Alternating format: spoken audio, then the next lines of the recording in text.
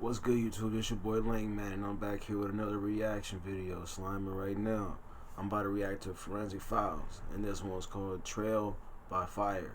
Now, with the Forensic File reactions, you already know these are one of my favorite reactions to do. You feel me? Besides my music reactions and my funny reaction videos that I be doing. You feel me?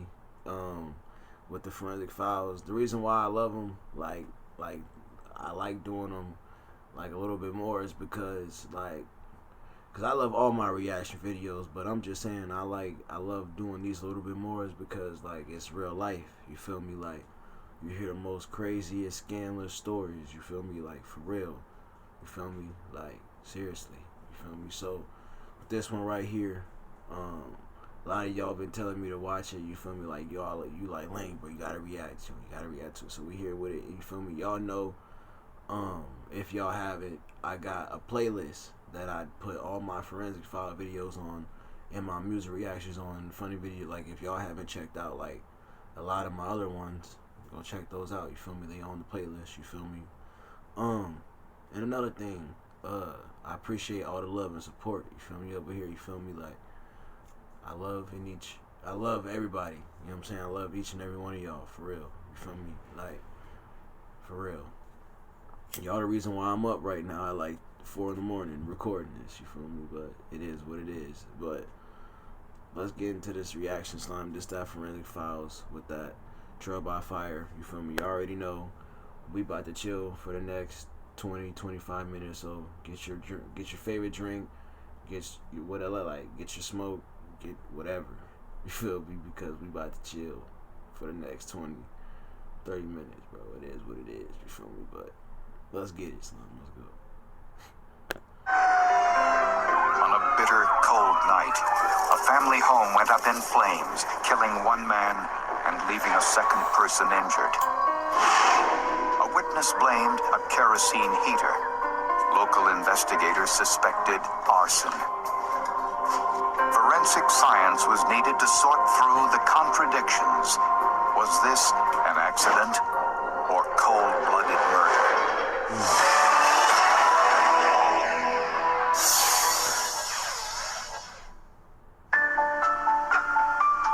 The weather in Jackson, Georgia is usually warm most of the year. But in January of 2003, there was an unusual cold snap with temperatures below freezing. Citrus growers used kerosene heaters to save their orange crop. And Gene and Jim Long used a kerosene heater in the workshop of their home so the pipes wouldn't freeze. But something went terribly wrong.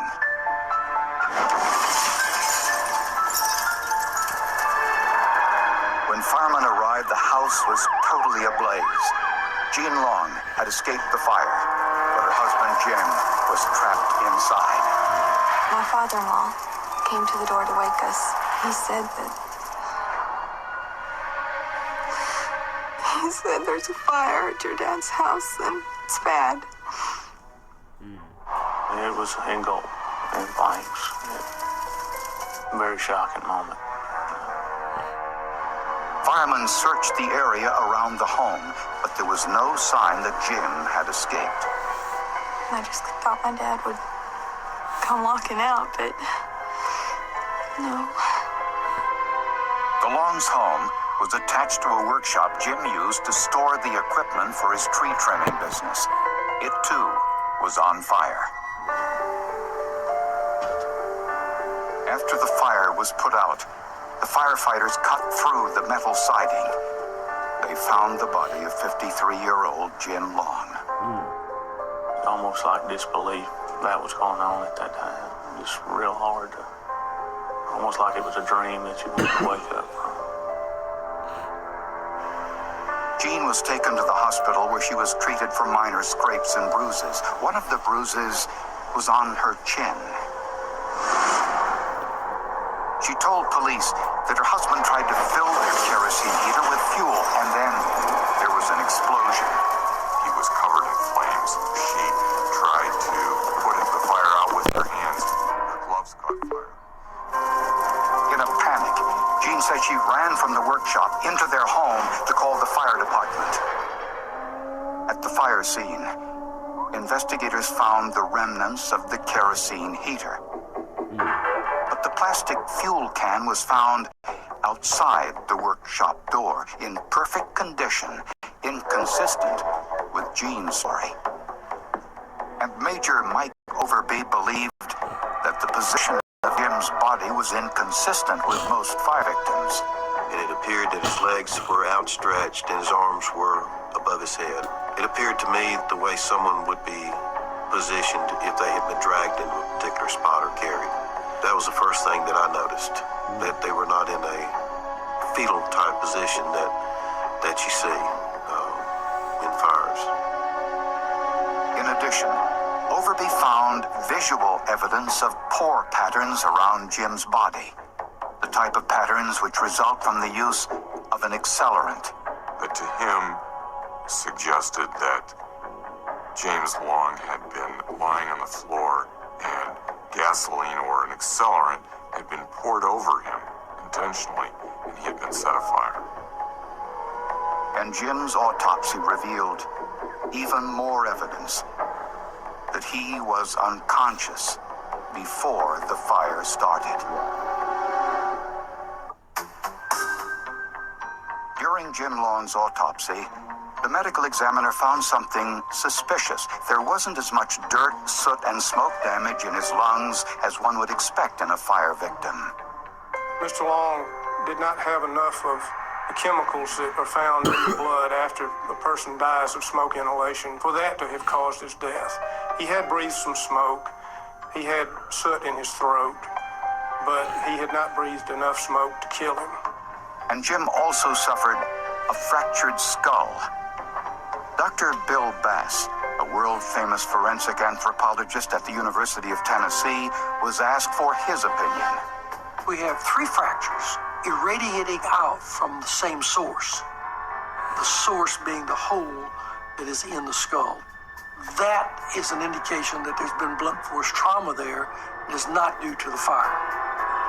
The cause of death was determined to be thermal injuries and blunt force head trauma. His death was listed as a homicide. Homicide investigator Major Michael Overby asked Jean Long to explain what happened on the night of the fire. Jean said her husband was filling the heater with kerosene when it exploded.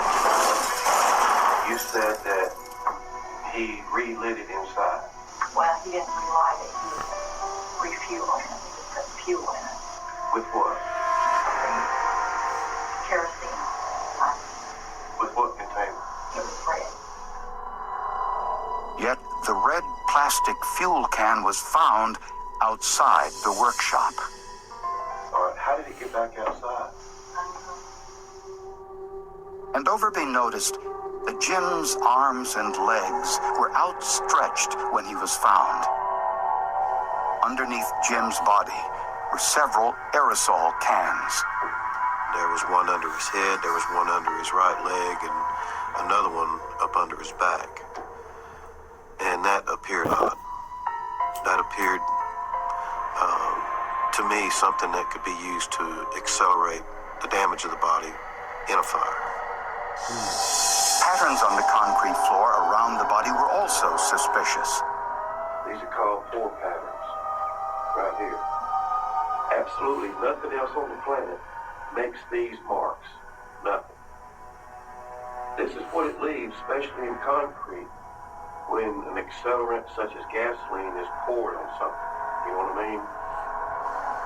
Jean also said she called the fire department from a phone in the house, but investigators found the outside door was locked.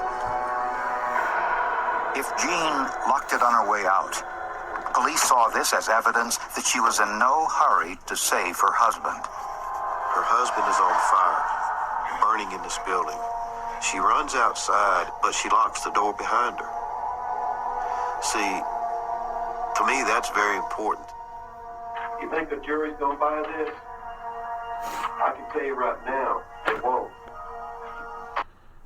That's crazy, bro. And you know what's crazy? Like, this is why I like doing these, bro. So Because, like I told y'all, you hear the most scandalous stories. Like, bro, she really burnt her husband, bro, alive, bro. She's scandalous, bro. Like, that's why I tell y'all I'm afraid to, like, fall in love. Because, bro, it's like, dude, like, and my trust is already bad, and I got PTSD, all that already because of my childhood, but it's crazy, bro. That's just crazy. Like, it be the people that's like, that be claiming they love you too sometimes, that would do the most scandalous things to you. Feel me? For real. Major Overby asked Jean to take a polygraph test, and she agreed. She was asked point blank if she poured her husband with gasoline, set him on fire. She failed that question. She failed if she was present when he was murdered. Investigators discovered that Jim was angry with his wife for spending so much time in Kansas each year visiting relatives. There were also rumors that Jim may have been planning to leave Jean. Major Overby believes on the night of the fire, the couple may have been discussing a divorce, which prompted an argument. It's our theory that there's a domestic situation between Mr. Long and his wife. I believe that the abrasion on her chin came from him possibly slapping her, and his skull fractures, I believe, was a result of her striking him in the head with some hard object. Overby believes Jean poured an accelerant on Jim, set him on fire, then inadvertently carried the fuel can out of the workshop when she left to call for help. I felt like it was a strong circumstantial case. Felt like we had eliminated any other reasonable hypothesis for this death. The day after her husband's funeral, Jean Long was charged with arson and murder. She didn't seem shocked. She made no statement at the time. She acted like she was expecting it. Jean told her lawyers there was an explosion in that workshop and that there must be evidence in the ashes to prove it.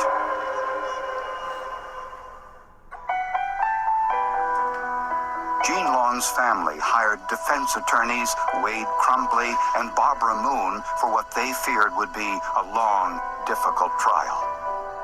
Barbara Moon met with Jean in the county jail.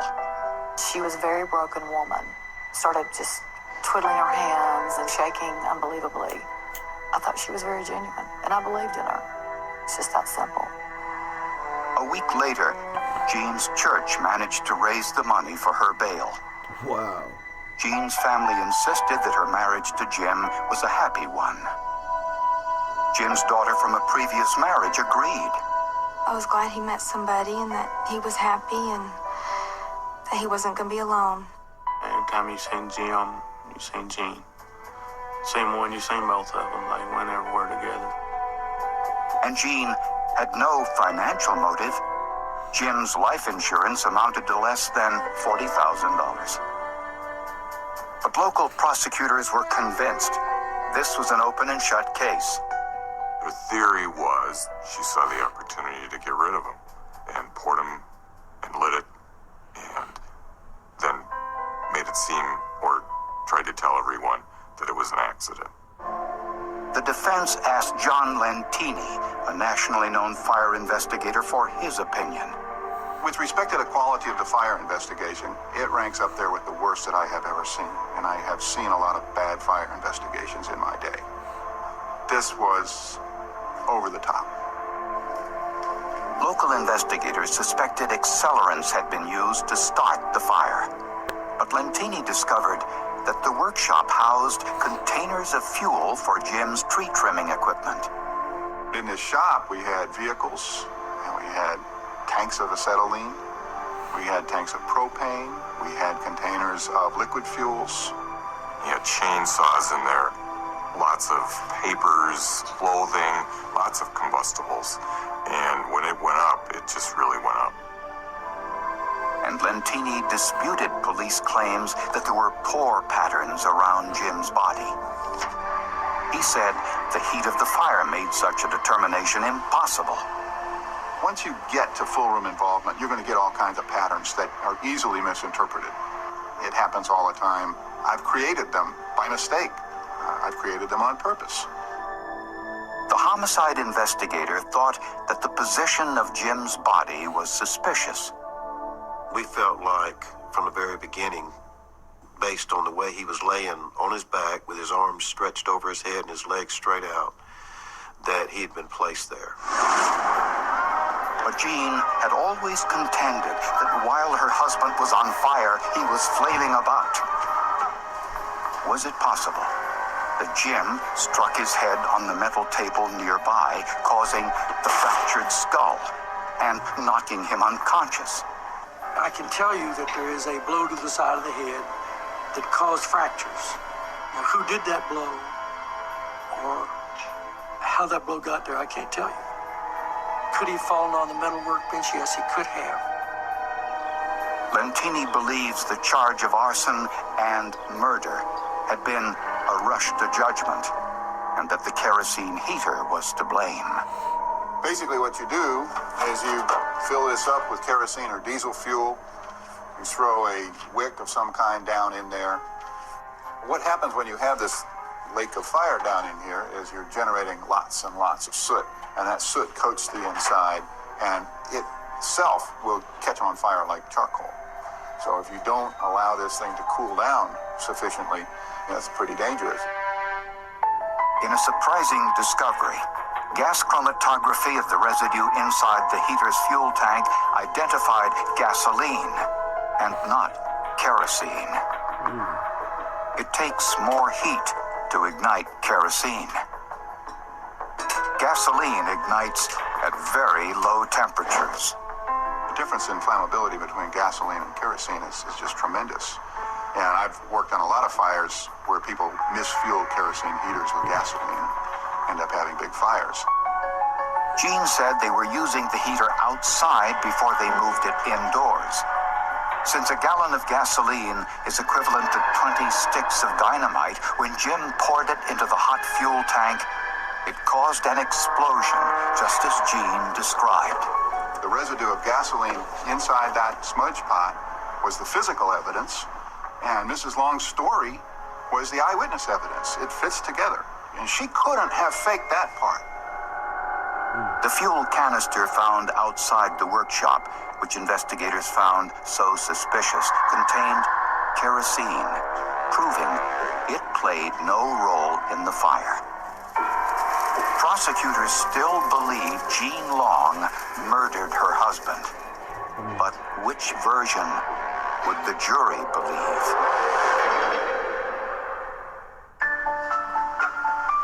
When Jean Long went on trial for her husband's murder, prosecutors showed jurors the videotape of Jean's interrogation, in which she contradicted herself. And then he fell down in this floor. But that's what you told me, Miss Jean. I'm trying to put together what you said and try to make it make sense, and it don't. It doesn't make sense to me. No, it doesn't. So how can you expect it to make sense to me?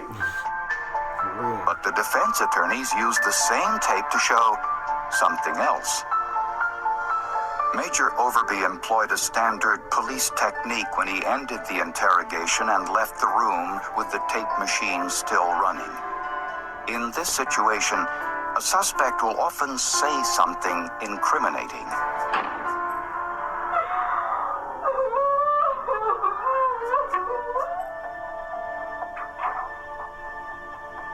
In this case, she said something else.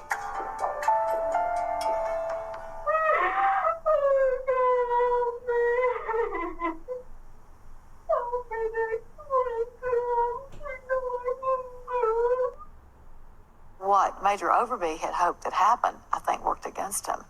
I think he was in hopes that she was going to say something to hurt her, incriminate herself. And what she did, she reached out to God and started begging for help to give her the strength to endure that hostile interview. The defense claimed that the fire was accidental. That Jim Long mistakenly filled the hot kerosene heater with gasoline, causing the explosion. Jean frantically tried to put it out, and when she couldn't, she ran to call for help. At some point, Jim struck his head on the workbench, which fractured his skull and caused his death. The defense offered no explanation for why Jean locked the door on her way out of the house, except that it was force of habit, something she did every time she left the house. Jean Long herself took the stand in her own defense. She came across as completely genuine, terrified about the prospect of what she was going through, and terrified at reliving the moment of what happened that night. The jury didn't hear about the results of the polygraph test. Polygraph examinations are inadmissible. They're inadmissible for a reason. They're not reliable, bottom line. Jean's family says the medication she was taking may have been a contributing factor. She was just really drugged up, more or less. She was on the pills the hospital had given her to help her stay calm and to kind of take in everything. After 8 days of testimony, the jury deliberated for just. Before it says anything, what do y'all feel? Y'all feel like she did it or didn't do it? I don't know, man. Cause it could go both. Like, I don't know, cause both of them make sense. You feel me? I don't know. Y'all let me know what y'all feel though.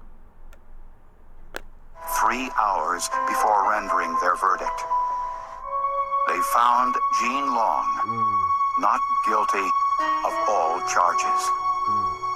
This case never should have been brought.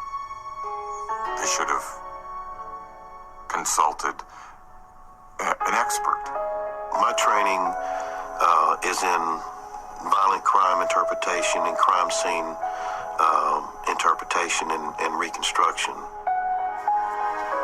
To this day, Major Overby doesn't agree with the verdict or with John Lentini's conclusions about the fire. I believe 100% today, as I did during the trial, that she killed her husband. I believe that she got by with murder.